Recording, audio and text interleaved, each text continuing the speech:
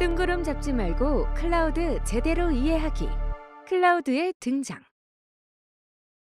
안녕하세요. 뜬구름 잡지 말고 클라우드 제대로 이해하기 라는 주제로 강의를 진행하고자 합니다.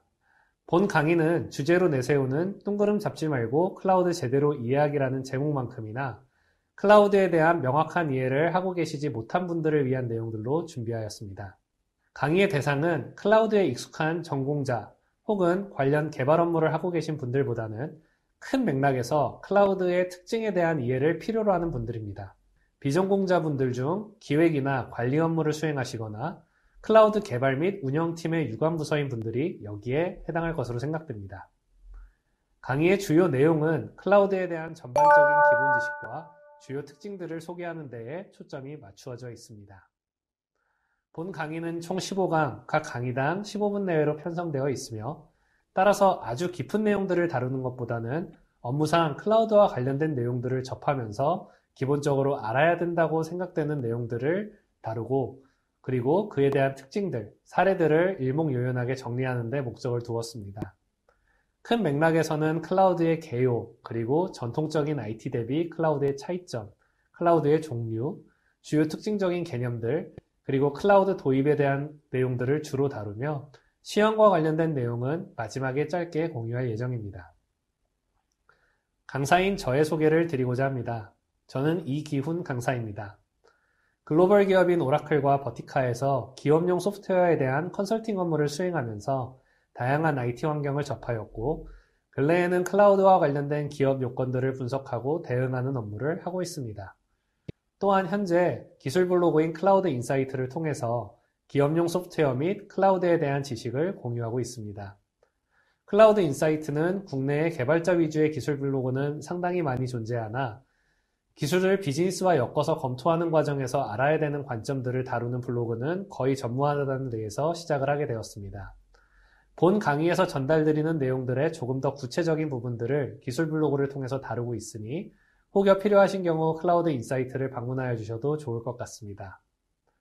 그럼 지금부터 뜬구름 잡지 말고 클라우드 제대로 이해하기 강의를 시작하도록 하겠습니다.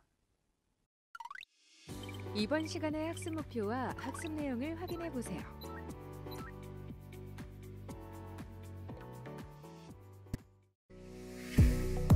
가상화 기술.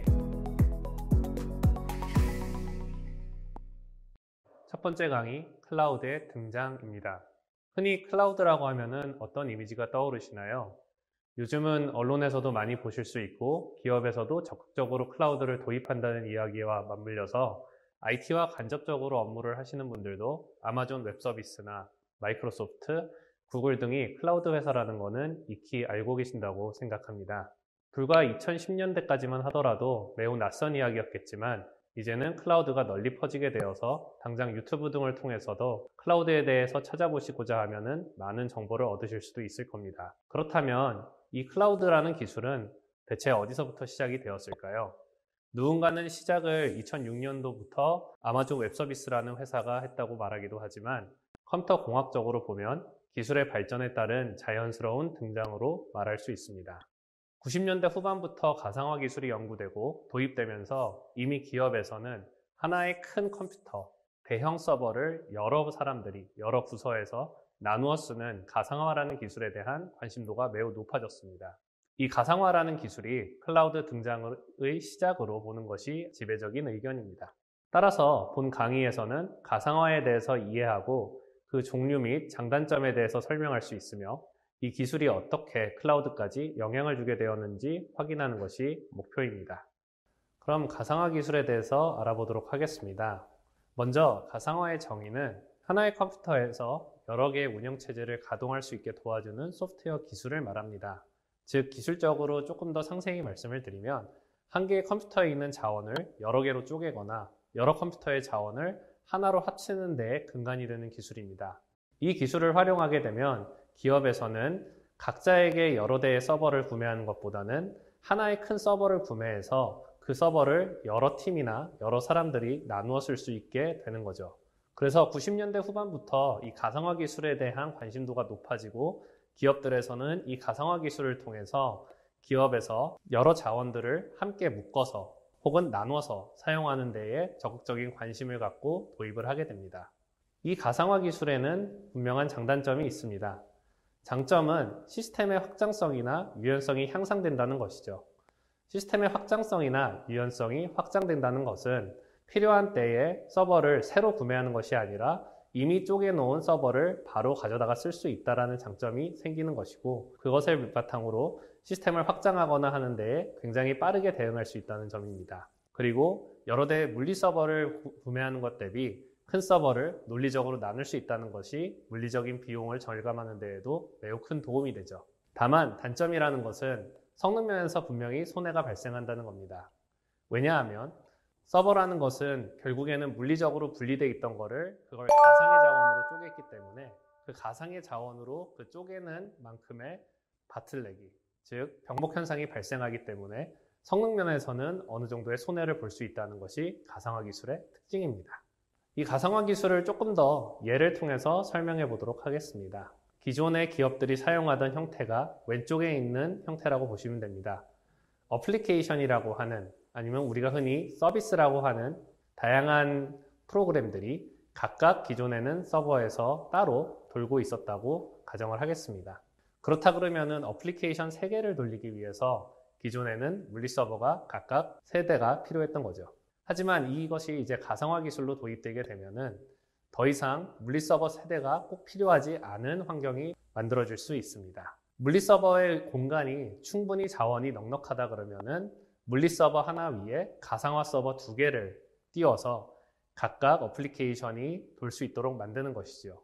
하나의 물리 서버에 2개의 어플리케이션이 돌아갈 수 있도록 변경되게 됩니다. 물리 서버 2대를 운영하는 공간 비용, 전기 비용, 관리 비용 대비 물리 서버 1대를 운영하면서 이 위에서 가상화된 기술을 활용함으로써 비용과 관리 포인트들이 줄어든다는 매우 큰 장점이 생기게 되는 겁니다. 우측 그림에서 보시면 물리 서버 2번 같은 경우에는 기존에 물리 서버 3번에서 돌던 어플리케이션이 이관되게 되고, 그 다음에 추가로 여유 공간들이 남아있게 됩니다. 이 여유 공간에 있는 CPU, 메모리, 디스크 등의 자원들은 언제든지 필요한 때에 추가로 쪼개져서 필요한 사용자에게 할당될 수 있도록 성능을 극대화하거나 활용성을 극대화하는 것이 가상화 기술의 실제 예라고 말씀드릴 수 있겠습니다. 이런 가상화의 특징을 놓고 봤었을 때는 매우 장점이 많고 가상화 기술의 종류도 다양하게 연구되었습니다. 아까 처음에 가상화 기술의 단점으로는 병목 현상, 즉 성능 면에서 손해가 발생할 수 있다는 점을 말씀드렸는데요. 이 가상화 기술의 종류, 가상화 기술이 연구되면서 이 성능 면에서의 손해를 좀 최소화하는 방향으로 연구가 계속 발전되었고, 오늘날 컨테이너라고 하는 기술까지 이르게 됩니다. 가상화 기술의 종류. 이 가상화 기술의 종류에 대해서 조금 더 자세히 살펴보도록 하겠습니다. 가상화 기술이 처음 도입되었을 때에는 호스트 가상화라는 기술로 소개되게 됩니다. 호스트 기술이라는 것은 하드웨어 위에, 컴퓨터 위에 운영체제, OS라는 것이 올라가게 되고, 그 위에 가상화 소프트웨어가 올라가고, 그리고 다시 운영체제가 새로 올라가게 됩니다. 맥북 같은 환경을 사용하시는 분들은 VM웨어 퓨전이라든지 패럴렐스 같은 소프트웨어를 생각하시면 될 것 같고, 윈도우를 사용하시는 분들은 버추얼박스 같은 윈도우 위에서 맥북 구동하기, 이런 글들을 찾아보시면 보실 수 있는 이런 가상 PC 같은 형태를 떠올리시게 되면 됩니다. 이것이 가상화가 처음 등장했던 호스트 가상화라는 기술의 첫 번째 모양이고요. 가상화 시에 운영체제 선택이 없이 매우 유연하게 선택해서 내가 원하는 환경을 테스트하거나 활용할 수 있다는 장점이 있습니다. 특히 국내 같은 경우에는 맥을 사용하시는 분들이 공인인증서라든지 은행 결제를 위해서 맥북 위에서 윈도우 운영체제를 운영하시는 경우 딱 여기에 해당된다고 볼 수 있습니다. 다만 단점은 이 그림을 통해서도 보실 수 있으시 굉장히 많은 레이어들이 섞여 있게 됩니다. 즉 하드웨어 OS 가상화 위에 다시 새로 운영체제가 올라가기 때문에 가장 레이어가 복잡하고, 그렇다 보니 성능 면에서 다른 가상화 기술 종류 대비 가장 큰 손해를 볼 수밖에 없는 거죠. 그래서 호스트 가상화로 출발했지만 그 다음 단계인 하이퍼바이저 가상화로 넘어가게 됩니다. 하이퍼바이저 가상화라는 것은 기존의 운영체제 위에 가상화 소프트웨어가 돌아가는 것과 대비해서 하이퍼바이저라는 기술이 하드웨어 위에 직접적으로 올라가게 됩니다. 즉, 기존의 가상화 소프트웨어와 OS 사이에 있던 그 영역을 하드웨어와 바로 맞물려서 적용할 수 있도록 돌린 것이고, 이것이 클라우드 기술의 현재 근간 기술이라고 보시면 됩니다. 아마존 같은 경우에는 젠 기술이라는 하이퍼바이저를 개발하였고, 그 다음에 마이크로소프트 같은 경우에는 하이퍼비라는 하이퍼바이저 기술을 개발하여서 기존에 어딘가에 있는 서버 위에 하이퍼바이저가 올라가고 각각의 운영체제가 올라가서 어플리케이션을 구동할 수 있게 됩니다. 장점이라는 것은 하드웨어를 직접 제어하기 때문에 효율적으로 리소스를 사용할 수 있습니다. 반대로 단점은 이 하이퍼바이저라는 기술이 어느 정도 개발되어 있느냐에 따라서 그 머신을 관리하고 이 하드웨어를 관리하는 기능들이 상당히 제약이 있기 때문에 운영체제라든지 아니면은 관리 체계를 위한 기술들이 상당히 부족하여서 이런 부분들에 대한 별도의 프로그램이 필요합니다. 우리가 아는 클라우드 회사들은 이 하이퍼바이저 기술을 개발하고 공급하면서 하이퍼바이저에서 어려운 관리 기능들을 대신 서비스하여서 고객한테 제공함으로써 이 가상화된 환경을 제공하는 형태라고 말씀드릴 수 있겠습니다. 마지막으로 컨테이너 가상화입니다. 컨테이너 가상화는 하이퍼바이저 가상화가 한창 많이 활용되던 시절에 조금 더 가볍고 경량화된 애플리케이션들을 다양하게 운영하기 위해서 연구되었습니다. 기존의 하드웨어 위에서 각각 다른 운영체제를 운영하는 것이 아니라 운영체제 위에 매우 경량화되고 빠르게 바로 실행할 수 있는 어플리케이션들을 여러 개 띄우기 위해서 만들어진 기술입니다. 즉, 하드웨어 위에 운영체제가 올라가고 컨테이너 관리 소프트웨어가 올라가게 되며 그 컨테이너 관리 소프트웨어가 여러 개의 어플리케이션을 띄울 수 있는 가상화 환경을 제공하는 플랫폼이 되는 구조이지요. 장점은 기존의 다른 가상화 방식보다 매우 성능 저하가 적고 빠르게 운영할 수 있습니다. 하나의 운영체제를 공유하기 때문에 운영체제를 위해서 여러 가지 어플리케이션이라는 것을 운영하기 위해 필요한 라이브러리라든가 아니면 패키지 같은 기술들을 바로 가져다 쓸 수 있기 때문에 성능 저하가 적고 매우 빠릅니다. 반대로 단점은 이 운영체제에 있는 기술들을 10분 활용하여서 컨테이너를 띄우는 거다 보니 컨테이너별로 설정할 수 있는 부분에 대해서 매우 많은 제약이 있게 되고 이 제약들을 어떻게 잘 커버하여서 원하는 환경을 구동할 수 있느냐는 것이 현재 많은 기업들이 가장 크게 고민하고 있는 부분입니다. 가상화를 이용한 기술의 발전. 이런 가상화들을 통해서 많은 기술력들의 발전이 이루어지게 되는데요.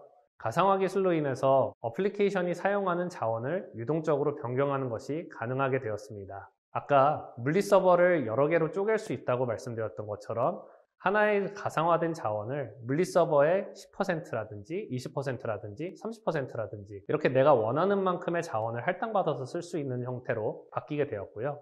컨테이너 기술이 발전하기 전까지는 대부분 하이퍼바이저가 가상화 기술을 이용하면서 클라우드를 오늘날까지 이끌어왔고 이제 새로운 시대로 나아가고 있는 거죠.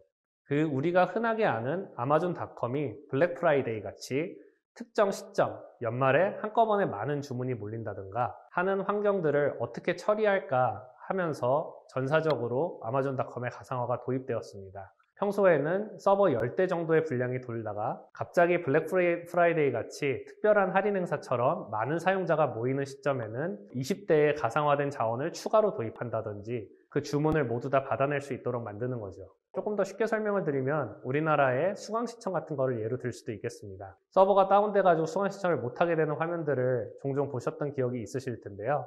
만약에 수강신청에도 이러한 기술이 도입되게 되면 수강신청 시점에만 많은 양의 컴퓨터를 써서 수강신청에서 몰리는 부분들이나 느려지는 부분들을 해소할 수 있도록 하고 평소에 수강신청 서버는 굉장히 최소한으로 유지할 수 있게 되는 기술, 그런 기술을 도입한다 그러면은 상당히 유연하게 학교에서도 활용할 수 있겠죠.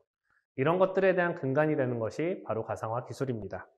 이런 가상화 기술의 장점을 10분 활용하기 위해서 많은 회사들, 클라우드 회사들이 하이퍼바이저를 자체적으로 만들어서 제공하였고 오늘날까지도 관리 프로그램을 지속적으로 진보시키고 있습니다. 이거를 가장 먼저 잘 만들었던 것이 그리고 시장의 대중적인 형태의 서비스로 상품으로 잘 내놨던 것이 현재 우리가 잘 알고 있는 아마존 웹 서비스, 아마존의 클라우드 기술이고요. 이 첫 번째 기술을 EC2, Elastic Cloud Compute라는 기술로 제품으로 선보이게 됩니다. 이것이 현재 퍼블릭 클라우드의 시초가 되게 됩니다. 정리해보면 가상화 기술이라는 것은 하나의 서버를 나누어서 사용하는 기술, 혹은 여러 개의 컴퓨터를 묶어서 하나처럼 활용하면서 그 위에서 여러 개의 가상화된 서버로 나누는 기술을 의미하고, 현재 클라우드 기술이라는 것은 클라우드 회사들이 운영하는 어딘가에 있는 그 큰 서버에서 일부 쪼개어진 가상화된 자원, 그거를 사용자가 필요한 때에 할당받아서 사용할 수 있도록 가상화된 환경에서 제공되는 자원들을 할당받고 그거를 사용하는 것이 현재 오늘의 클라우드 기술의 근간이라고 보시면 될 것 같습니다. 다시 돌아와서 이런 블랙 프라이데이 같은 이벤트들을 대응할 수 있는 IT 환경을 만들면서 서비스화하여서 가장 크게 성공을 만든 것이 AWS라고 말할 수 있을 것 같습니다. 많은 클라우드 회사들은 이런 기술을 바탕으로 하여서 그 관리의 용이함과 자원의 효율적인 사용을 위해서 하이퍼바이저를 자체적으로 만들고 그 관리 프로그램을 오늘날까지도 진화시켜 오고 있습니다. 이러한 가상화 기술을 활용해서 기존에서는 아마존닷컴의 블랙 프라이데이나 이런 이벤트에서만 쓰던 자사들의 인프라 기술을 처음 상품으로 내비친 것이 AWS의 EC2, Elastic Cloud Compute라고 하는 기술입니다. 즉, 클라우드 벤더가 어딘가에서 운영하고 있는 물리 서버, 그것도 굉장히 큰 대형 서버를 필요한 사용자가 있다 그러면은 가상화 기술을 활용하여서 그 일부의 자원을 사용자가 원하는 만큼 제공하여 주고 서비스를 제공한 만큼의 비용을 청구하는 오늘날 퍼블릭 클라우드의 시초가 되게 됩니다. 이렇게 해가지고서 클라우드의 근간 기술이 무엇인지, 그리고 클라우드의 근간 기술인 이 가상화 기술이 특징이 무엇이고 그 다음에 어떠한 종류들이 있는지에 대해서 첫 번째로 간략하게 알아보았습니다. 모든 강의는 사실 1강이 제일 어려운데요. 클라우드라는 것에 대한 다양한 특징을 알기 위해서는 이 근간에 돌아가고 있는 근간 기술인 가상화에 대한 이해를 어느 정도 필요로 하기 때문에 본 강의에서 첫 번째로 가상화 기술에 대해서 다루었고요. 다음 강의에서는 전통적 IT와 클라우드의 차이점들에 대해서 알아보고 그리고 그 특징에 대해서 설명해보고 이해하는 시간을 갖도록 하겠습니다. 감사합니다. 오늘 학습한 내용을 정리해보세요.